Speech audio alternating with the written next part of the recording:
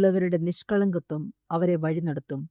ദ്രോഹികളുടെ വികടമോ അവരെ നശിപ്പിക്കും. സദൃശ്യവാക്യങ്ങൾ 11:3. സന്തുഷ്ടമായ ജീവിതം നയിക്കുവാനുള്ള ഒരു മാർഗമുണ്ട്. എപ്പോഴും ശരിയായത് മാത്രം ചെയ്യുക. അപകടകരമായ ഒരു മാർഗമുണ്ട്. തോന്നുന്നത് പോലെ കാര്യങ്ങൾ ചെയ്യുക. എല്ലായ്പ്പോഴും ശരിയായത് ചെയ്യുന്ന ഒരാൾക്ക് തീരുമാനങ്ങൾ എടുക്കുവാൻ വലിയ ബുദ്ധിമുട്ടില്ല. എന്നാൽ സ്വന്തം വികാരങ്ങളെ ആശ്രയിച്ച് എല്ലാം തിരഞ്ഞെടുക്കുന്നവർക്ക് എപ്പോഴും ആശയക്കുഴപ്പമുണ്ടാകുന്നു. അത് നാശത്തിലേക്കുള്ള വഴിയാണ്. നേരുള്ളവർ എപ്പോഴും ശരിയായത് ചെയ്യുന്നു. അവർ സത്യസന്ധമായി കാര്യങ്ങൾ പ്രവർത്തിക്കുന്നു. അതിനാൽ അവർക്ക് ആശയക്കുഴപ്പം അധികമില്ല. എന്നാൽ ദ്രോഹികൾ, അതിക്രമികൾ അവർ ആഗ്രഹിക്കുന്നത് ചെയ്യുന്നു. അവർ വികടമായത് ചെയ്യുന്നു. അവരുടെ പ്രവൃത്തികൾക്ക് മാനദണ്ഡങ്ങളൊന്നും തന്നെയില്ല.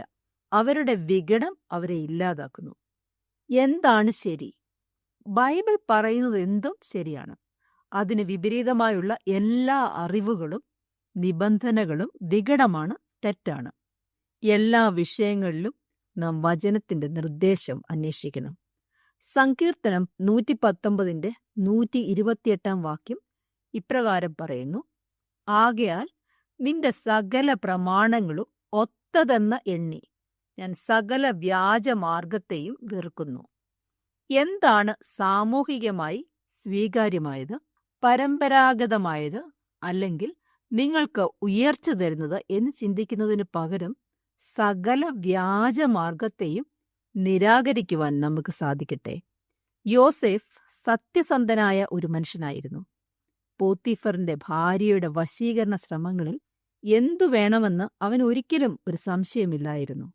എന്നാൽ ഫെലിസ്ത്യ സ്ത്രീ ശിംശോനെ വല്ലാതെ ആകർഷിച്ച് പിന്നീട് ഇല്ലാതാക്കി. അവന്റെ സ്വാതന്ത്ര്യവും കണ്ണുകളും ജീവിതം മുഴുവൻ നാശത്തിലായി. വചനമനുസരിക്കുന്ന വ്യക്തിക്ക് ജീവിതത്തിലെ ചെറുതും വലുതുമായ തീരുമാനങ്ങൾ എടുക്കുവാൻ വലിയ പ്രയാസമില്ല. കാരണം അവന്റെ തീരുമാനം ദൈവഹിതപ്രകാരമാണ്. എന്നാൽ ദ്രോഹികൾ അവരുടെ വികടമായ മനസ്സിൽ തോന്നുന്നത് പ്രവർത്തിക്കുന്നു.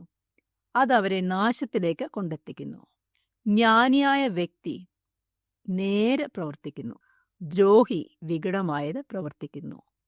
നിഷ്കളങ്കതയോടെ ദൈവവചനപ്രകാരം ജീവിച്ച് വിശുദ്ധ ജീവിതം നയിക്കുവാൻ ദൈവം നമ്മെ ഓരോരുത്തരെയും സഹായിക്കട്ടെ.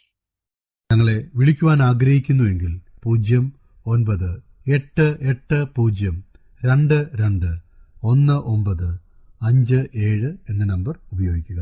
എല്ലാ ബുധനാഴ്ചകളിലും വെള്ളിയാഴ്ചയും രാവിലെ 11 മുതൽ 12 മണി വരെയുള്ള സമയം ഞങ്ങൾ നിങ്ങൾക്കായി പ്രാർത്ഥിക്കുന്നു. പ്രാർത്ഥനയ്ക്കായി വിളിക്കേണ്ട ഫോൺ നമ്പർ 079960010203.